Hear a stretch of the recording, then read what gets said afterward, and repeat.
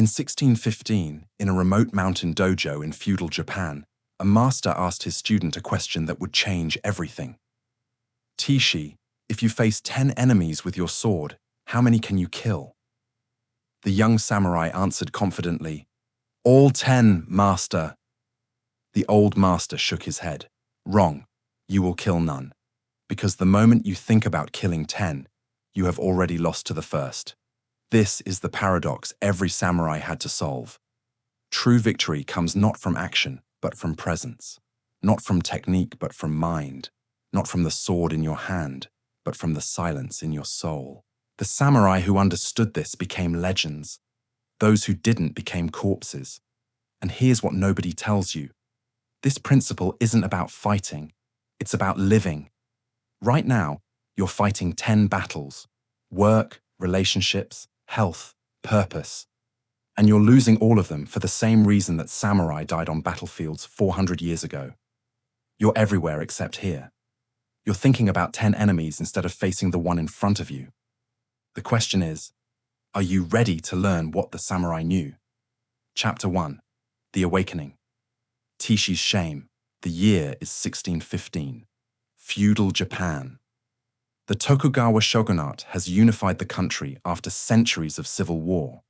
But in the mountains of Hida province, one dojo still trains warriors in the old way. Tishi was 17 years old when shame found him. He'd been training in the dojo for 5 years. 5 years of sword practice, meditation, studying the classics. He could execute kata perfectly. His strikes were fast, precise, technically flawless. But he had a problem that no amount of practice could fix: fear. During sparring sessions with bokken, wooden practice swords, Tishi's mind would race. What if I get hit? What if I lose? What if the master sees my weakness? His body would tense. His breathing would become shallow. His perfect technique would crumble. The other students noticed. Whispers in the dojo. Tishi has good form, but no spirit. He thinks too much. He'll never pass the test. The test. The final examination that separated students from samurai. A real duel with a real sword against a master. Not to the death, but to the moment where death becomes inevitable. Most students took this test at 18. Tishi was already 17 and a half, and his master, Yamamoto sensei, hadn't even mentioned it. One evening after training, Tishi approached his master. The old man sat in Caesar, a formal kneeling position, in front of the dojo shrine, eyes closed in meditation. Tishi knelt and waited. 5 minutes, 10 minutes, 15. Finally, Yamamoto sensei opened his eyes.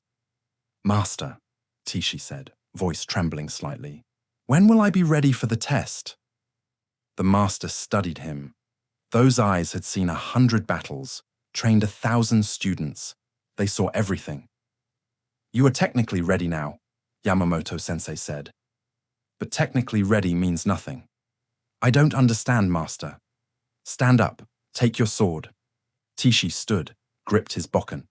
"Now strike me." Tishi raised his sword, but his hands shook. His master was unarmed, kneeling. This was the perfect opening. But something stopped him. I can't, master." "Why not?" "Because you're my master. It would be disrespectful." Yamamoto sensei's face hardened. "Respect? No. You lie to yourself. The truth is you're afraid. Afraid of what happens after the strike. Afraid of my reaction. Afraid of failure. Your mind is in 10 places except the one that matters. Here, now, this moment." The words hit Tishi like physical blows. Until you learn to be present, you will never be a samurai. You will be a corpse with good technique. Go. Meditate on this. That night, Tishi couldn't sleep. He sat in his small room, staring at the moonlight through the window. He dedicated 5 years to becoming a samurai. 5 years of sacrifice, pain, discipline. And he was failing not because of his body, but because of his mind. He remembered the master's words. Your mind is in 10 places. It was true. During every fight, Tishi was thinking about the outcome, about looking good, about not failing, about everything except the actual moment of combat. As dawn broke, Tishi made a decision. He would find the answer, whatever it took. Chapter 2. The Principle. Shoshin, Beginner's Mind. The next morning, Yamamoto-sensei announced, "Today, no sword practice. Today, we clean."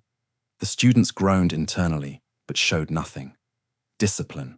For the entire day, they swept the dojo, washed the floors, cleaned the weapons, organized the shrine. Manual labor, mindless work. Or so Tishi thought. He swept the same wooden floor he'd swept hundreds of times before. His mind wandered. This is pointless. I should be training. The test is coming. I need to improve my technique, not waste time cleaning. Then he noticed something. The master was sweeping too, but he swept differently. Each stroke of the broom was deliberate, focused, complete. When he swept left, he was fully sweeping left. When he swept right, he was fully sweeping right. There was a quality to his movement, a presence that transformed the mundane task into something almost sacred. Tishi watched, transfixed. After the cleaning ended, the master called him over. "What did you learn today, Tishi?" Tishi hesitated. "That the dojo must be kept clean." Yamamoto-sensei smiled. "Wrong. Come with me." They walked to a small meditation hall behind the main dojo. Inside, a single scroll hung on the wall. 2 characters in elegant calligraphy.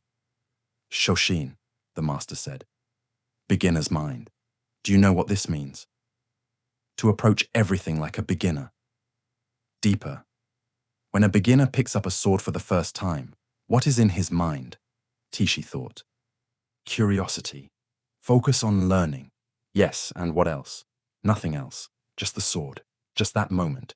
Exactly. The beginner's mind is empty of expectation, empty of fear, empty of everything except here. The beginner doesn't think about being the best swordsman.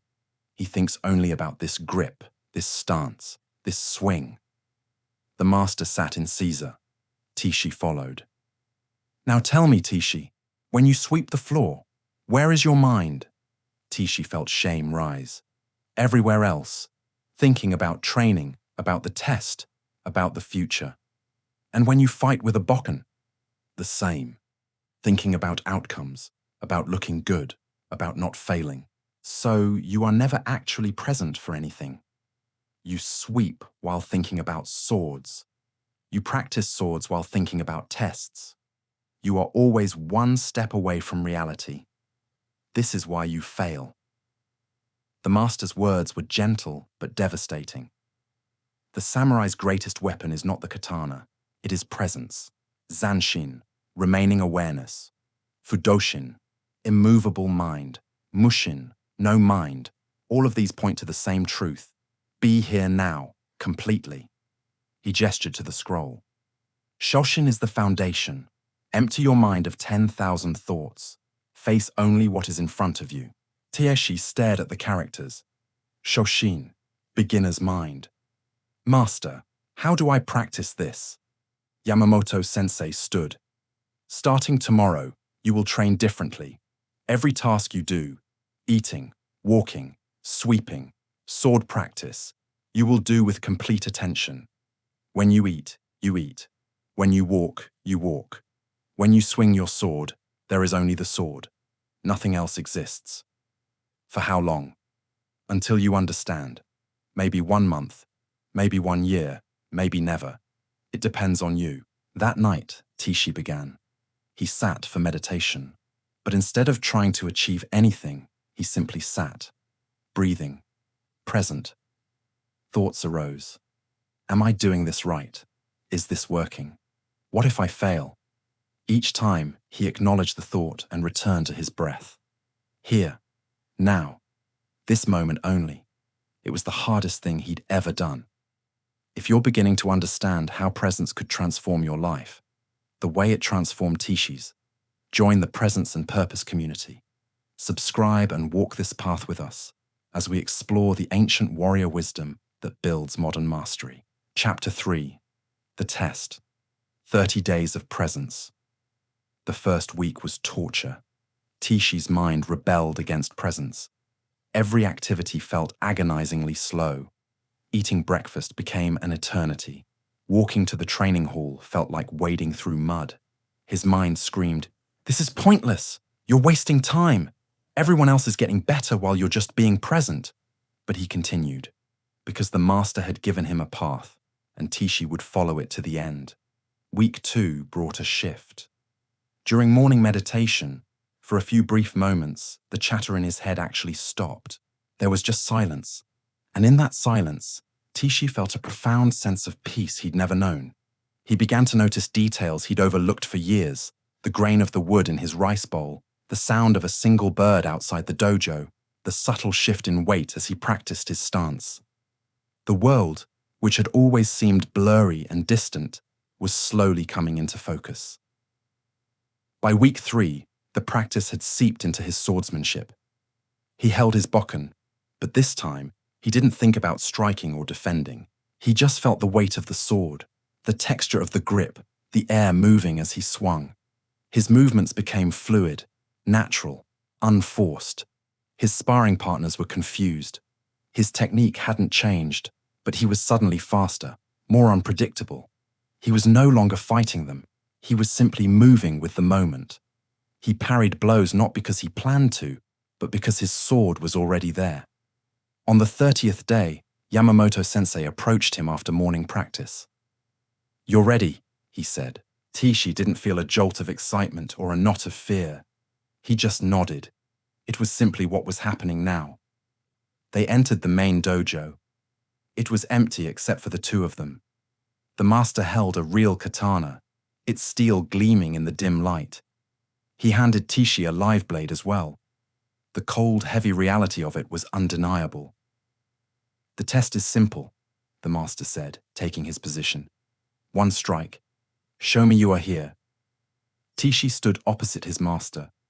In the past, his mind would have been a storm of possibilities. What will he do? Should I attack first? Is this a trick? But now, there was only stillness. He saw his master, the sword, the space between them. He saw the subtle shift in Yamamoto's shoulders, the slight change in his breathing. He wasn't thinking. He was just aware. The master moved. It was a blur of motion, a single perfect overhead strike meant to end the duel instantly. In that split second, Tishi didn't have time to think. He didn't need to. His body, completely present, reacted. His sword rose not to block, but to deflect. The two blades met with a sharp ring of steel, sliding past each other. Tishi's sword continued its motion, a seamless flow, and came to rest with its tip just a fraction of an inch from his master arm's throat. Silence. The echo of the steel faded. Yamamoto-sensei hadn't moved. He looked down at the blade, then into Tishi's eyes. There was no fear there, no arrogance, just presence. The master smiled. It was the first time Tishi had ever seen him truly smile. He lowered his sword. "Welcome, samurai." Tishi had passed the test, not by defeating his master, but by defeating the 10,000 thoughts in his own mind. He had faced one enemy, the one right in front of him, and in doing so, he had found true victory. This is the lesson of Shoshin. This is the power of presence. It's not just for samurai, it's for you, in your work, your relationships, your life. Stop fighting 10 enemies. Focus on the one thing in front of you. Do that one thing with your whole being. Master the moment, and you master your life. Thank you for watching.